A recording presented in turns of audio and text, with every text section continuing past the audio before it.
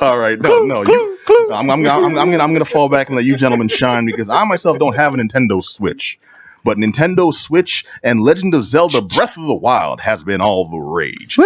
Breaking up people's families, man. I know dudes who ain't feeding their kids. They been locked in their room playing Zelda on the Switch. Like, where you been, bro? I see you in like weeks. What? See, I never got. I like Zelda. I just never really got into it and never really had that Zelda game where I just. There's not one Zelda game ever. Left. No. I mean, I've played a bunch of different ones, but I never really got sucked in that hole where I haven't left the house. All I know is Just Johnny took time off work, and Dirty D was like, Wow. Dirty D was only. You realize broadcast live. Wait out the man. No. He took vacation. I took a vacation. He took vacation. It was all legal.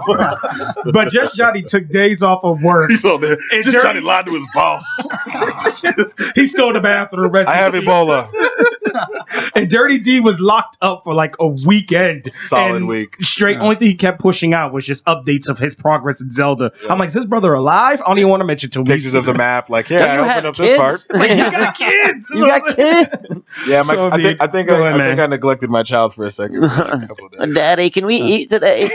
Now to set that record straight, I also picked up the Switch, so it was not just for Zelda. The kids got up and he cut a Switch. It was just for Zelda. Okay. Give us the breakdown then. First of all, we're talking about Legend of Zelda: Breath of the Wild. This is. All right, so Legend of Zelda is a franchise that's been around for 30 years or over 30 years, 31 years. Yep. I think I said Legend of Zelda has been around for and nigh under 30 years. So when it first came out, we're talking Legend of Zelda 1 on the NES. It turned a lot of heads because it was one of the first, if not the first, legitimate open world game. You can go to pretty much any dungeon you want, out of order, however you choose, and there wasn't much in the way of context or direction as to what to do. They didn't even start you off with a sword. True. They also didn't start you off with instructions, and I spent so many times in that damn just cave. wandering around, bro. The thing is, you get into a cave, you ain't got a torch or nothing, and it's dark. They don't tell me, well, you got to get a light source and come back later. It's like, okay, so I'm wandering around this sucker. I rented this from Blockbuster. It's been 4 hours, okay? I've got a limited time table. Limited. Just saying. I mean, I'm not gonna lie. That's the reason why I ended up kind of like Adam on this, where it's like I like Zelda, but I didn't fall in love with it because I'm sitting here like you didn't give me. I don't have a linear path like P. I'm wandering around. I'm like I got to give this back. I borrowed this from my boy. No, I'm glad you feel my pain, but man. This after I'm blowing into the freaking gold cartridge and make it work. I get it to work and I'm wandering around for like 45 minutes to an hour. I'm just like, you know what? It freezes 4 hours into it. You're like, and I still make zero progress. These are games that work with batteries. So games that work with batteries, but if you don't save, or God forbid, like the power goes out at the wrong time. All right, so all that work, 18 hours of your young life. when you're like 6 years old, that's like 1/16 of your existence gone. What's this Zelda about? So ever since Ocarina of Time, so now you have to bring up Ocarina of Time. It came out in '97. Or 98 on 98. Not on Nintendo with the 64. album Ocarina of Rhyme that came out in 2008. And that has been up until till this release has been the pinnacle of the Zelda series. Mm-hmm. When it first came out, it also changed everything about Zelda. It brought it into 3D for the very first time. Mm-hmm. It did so many things that a lot of games for the past 20 years, almost 20 years, has copied or borrowed. You take the Z targeting system, something that pretty much any action game to this date has copied. Dark Souls, Neo, Bloodborne, and those are just games I love, but they all copied that targeting system that Zelda Ocarina of Time has perfected. When you finesse the Z trigger a little bit. Yeah, when you do that Z trigger. All right, well now the newest installment available on both the Nintendo Switch and the Wii U is The Legend of Zelda, Breath of the Wild. Breath of the Wild. So with this game, they essentially went back to the roots of the original Legend of Zelda to figure out what made it so good, and part of that was saying, hey, Zelda and the other Zelda games up until this point were kind of getting more and more linear, and this one, it was the first major, here's Nintendo doing open world game for the very first time, full 3D, massive open world game, and the biggest part about it, it doesn't hold your hand. It doesn't tell you what to do. It just says, here's this big giant world. We're going to give you a couple of things right up front. And then after that, go. You are free to do whatever you want. So it's like real life then. And I'm not gonna lie, I played the game for about 10-15 minutes where you were generously enough brought the Switch in and you had it. You played it on air while we're trying to broadcast. and everybody on the Twitch saw me struggling to make it happen because I supposed to have a Switch and I'm supposed to beat up my opponent with like this tree branch, and I threw it and I dropped it, and I'm just like, I'm running around trying to find something to fight him, but I can't find nothing to fight him. Yeah. And for me, once again, it frustrated. Like, just give me a little arrow to point. This is where I need to go in order for me to get this weapon, in order for me to fight this monster. But because that's the beauty of the game. I'm like, climb it up. Logic behind that game. It's I feel like in real life, this would be like the equivalent of him. He's got like a gun in one hand, bullet in the other one. I don't know what to do. You gotta hit him with the bullet. Okay, just throwing it at him. It's like, it's not working. He's still alive. I got 2 shots. I throw the rifle, I throw the bullet, nothing works, just start running. So part of that struggle is actually intentional, absolutely intentional, because you are Link, you just woke up after 100 years of sleeping, so you kind of thinking it from Link's perspective, like he's very rusty, like he doesn't know what's going on, he lost his memory. He's got to pee like a mother. He doesn't know where he is, who he is, or what happened, and why he woke up in this weird blue jacuzzi ooze. And wait, this dude woke up in his own... Yeah, and he's hearing voices, and he doesn't know, and you kind of like, as you're struggling to learn about the world, it's also part of, it ties into the character of Link. Like, Link is learning about the world too, because he doesn't have any memory, any recollection of it. So your struggle is also Link's struggle, and as you go through it, you are meant to struggle, but then you learn through that struggle what to do, what not to do, how to sort of survive in this very challenging game. I mean, up until this point, there hasn't been another. You have to understand that, like, challenging. This is what caught me when I started playing the game. Same way, same scenario. Wake up out of the blue ooze, jacuzzi, yay, blah blah blah. By the way, Link, you need to do this. Okay, mysterious voice. You come out. All right, I know what I have to do. She kind of, I kind of figured it out. But as soon as I try to set foot to task, I'm literally sidetracked by scenery. So I go over there. Something happens, and I pick it up, and I interact. Oh my god, this is awesome! Then I'm sidetracked again. So mind you, 2 hours in, and I literally skipped the first mission of the game, and I'm just literally wandering this entire world. And it's that, dude, it's so factual. It is the immense, good kind of distraction. Yes, this is distraction where you don't.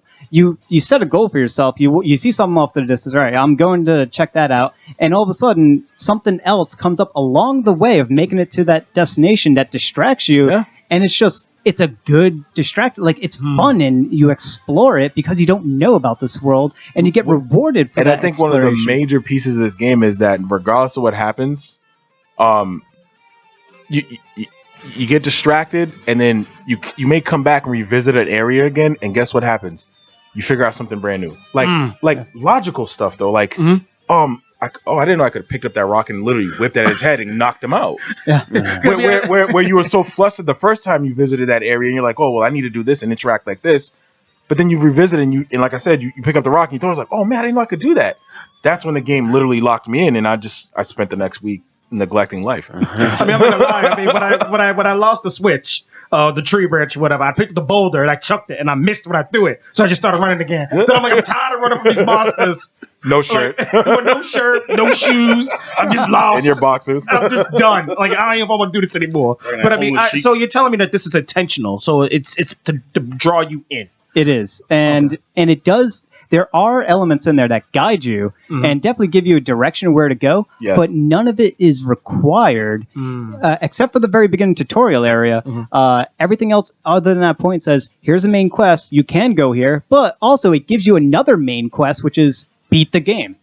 Right from the very start, it gives you a main quest, beat the game, another main quest, explore story stuff if you want, and you can ignore both of those and just go to like the opposite direction. You can go wherever you want, and there will be incentive and reward for you. And not only that, probably the most important thing about the game is just its gameplay mechanics and how they work and interoperate with one another using this very physics-heavy simulation that's part of this. Factual physics, too. And it's reasonably factual. Yeah, so there's something metal. You'll get an item that allows you to control metal, and if you see something sort of like a metal chest in the bottom of a lake, like, well, you can't swim, but you know what? I have this magnesis rune. I can just magnetize it and pull it out of the lake and then open up that chest. But if it's like really deep into that lake, like, how do I get all the way over there? You get another rune that allows you to make these pillars of ice from water. And so that's you a can great sort point. of get like, your way the game towards it. literally within the first hour gives you every tool you need to be successful at the game. And it's just up to you how you manipulate and use the game at that point. And these runes give you the abilities, basic abilities, but everything you need to progress in an early stage. So like I said, when you first start the game, you can literally beeline it straight to the end of the game, to the end boss. Oh wow! You're probably not ready for it. Let's be honest. I mean, you only start with 3 hearts. So you walk me through this hearts piece. For those who have got a chance to play it, walk me through this hearts thing. You talk about how you have to have 13 hearts to get this sword. If you don't, you die, or you need certain hearts to achieve certain things. Walk me through this. Well, it's more or less every Zelda game you have to increase your life bar. So it's with the hearts. Everybody knows that. That's classic Zelda. But long story short, what makes this game great is that it's the shrines. These mini puzzles, literally 120 mini puzzles. You can't beat that. There's some games won't even offer that much. And they're all very elaborate, and very unique, and elaborate. And all of these puzzle-based dungeons, and not all of them are puzzles. Some of them do have some combat challenges, but every single one of them have multiple ways to solve them. You could come up with something very creative.